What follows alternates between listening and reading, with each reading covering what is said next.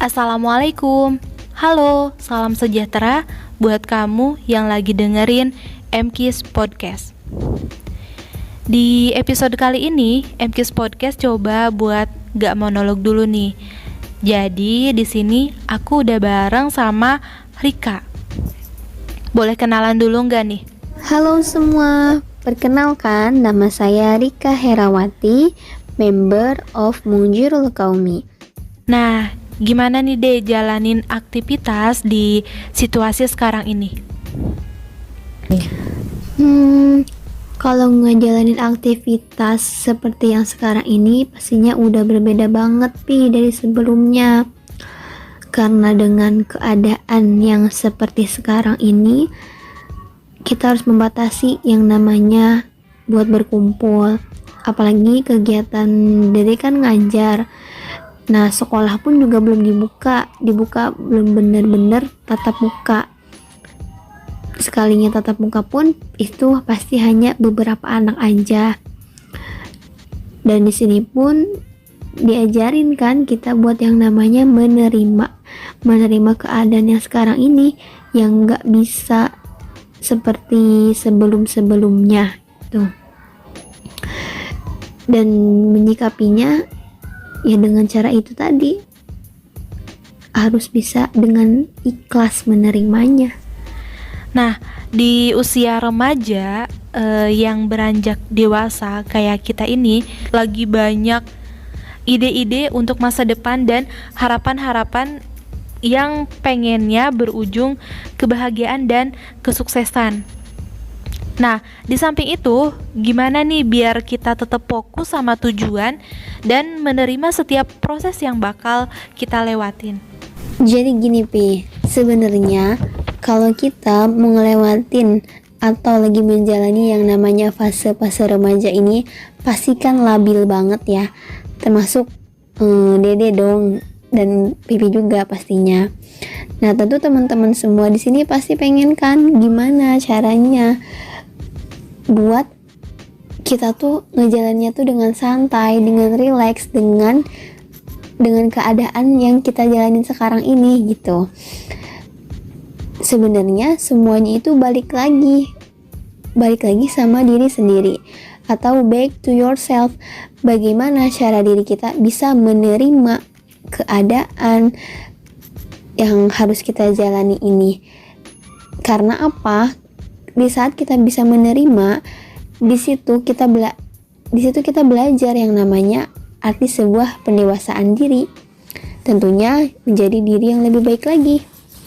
Tapi ntar deh, jangankan buat back ke self, buat percaya sama self sendiri aja, kita kadang gak yakin sama itu.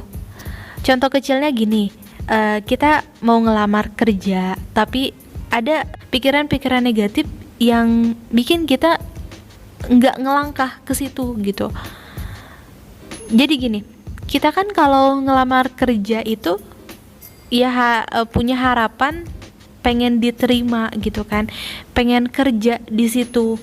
Karena kita nggak percaya diri, terus kita mikir-mikir dan ngasih jawaban, alasan, dan akhirnya belum juga ngelamar udah mundur duluan gitu, karena kita nggak percaya diri kalau kita tuh bakal diterima di situ. Jadi sedikit bahaya juga kali ya kalau misalnya kita nggak percaya sama diri kita sendiri gitu. Nah, menurut aku sih kayaknya sebelum back to yourself harus love self dulu deh.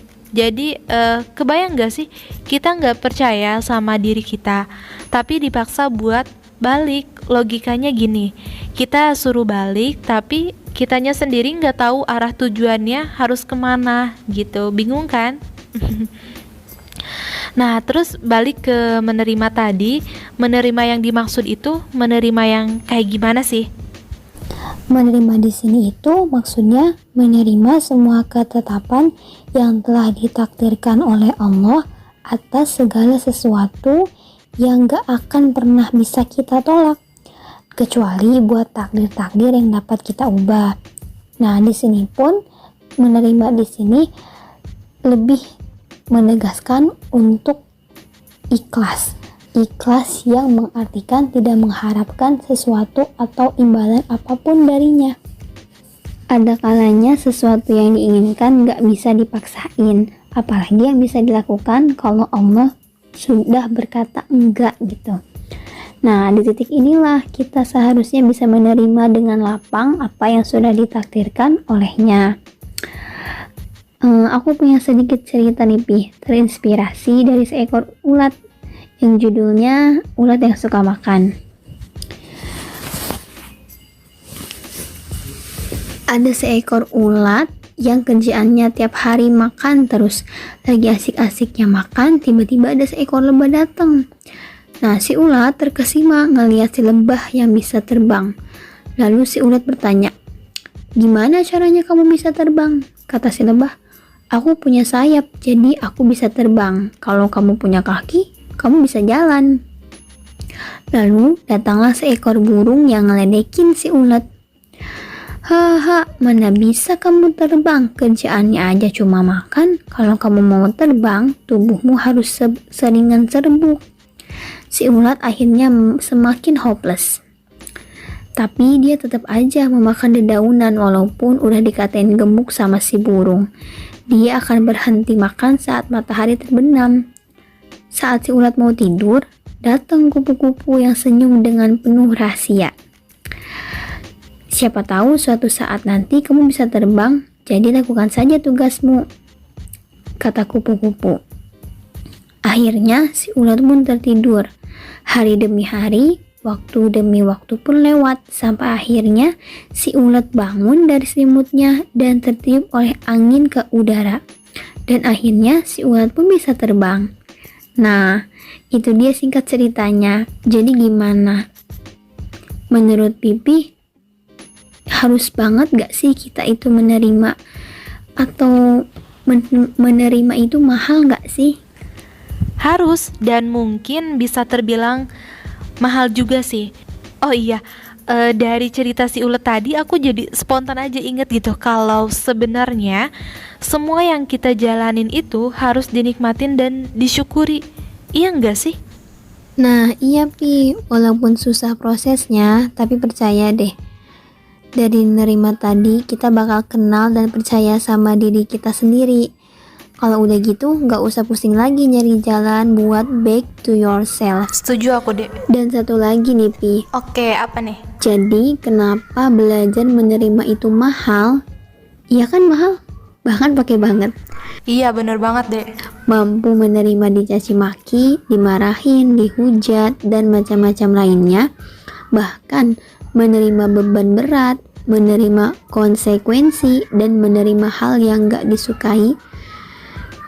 Namanya juga hidup penuh dengan kejutan dan rahasia. Anything happens anytime. Jadi, walaupun membutuhkan waktu yang lama, pada akhirnya hasil dari usaha memang gak ada yang cuma-cuma. Dan pada saat kita bisa menaklukkan semuanya, disitulah kita dapat ngerasain kebahagiaan yang luar biasa dengan segala proses yang udah dilewatin.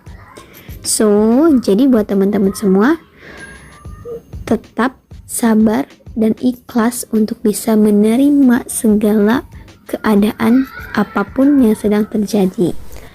Nah, kadang kita suka sebel sama dia yang bilang, "Ya udah sih, terima aja." Terbukti kan kalau belajar menerima itu mahal banget. Gak semua bisa selalu sabar, gak semua orang mampu menahan egonya. So, buat kamu yang mau enjoy hidupnya, wajib banget nih beli yang satu ini. Sulit sih pasti, tapi jangan nyerah sampai situ aja. Dari yang berharga satu ini, kamu bakal nemuin diri kamu, bakal love yourself, bakal gampang buat back to yourself, dan bakal nemuin kebahagiaan yang diharapkan tadi. Oke, mungkin segitu aja kali ya dari kita. Makasih juga nih buat Rika yang udah mau ngobrol. Makasih pokoknya atas waktunya. Oke, makasih juga Pi. Dan Thanks buat kamu yang udah mau mendengarkan ngobrol-ngobrol santai kita. Iya nih, satu lagi. Katanya ya, kalau aku cinta kamu tapi kamu cinta dia, itu sakit. Tapi I think bakal lebih sakit lagi kalau aku cinta kamu, tapi aku nggak cinta aku. Oke, semoga kita semua bisa mencintai diri kita sendiri. Kita pamit undur diri. Semoga di lain kesempatan kita bisa menemani kalian ya. Wassalamualaikum warahmatullahi wabarakatuh.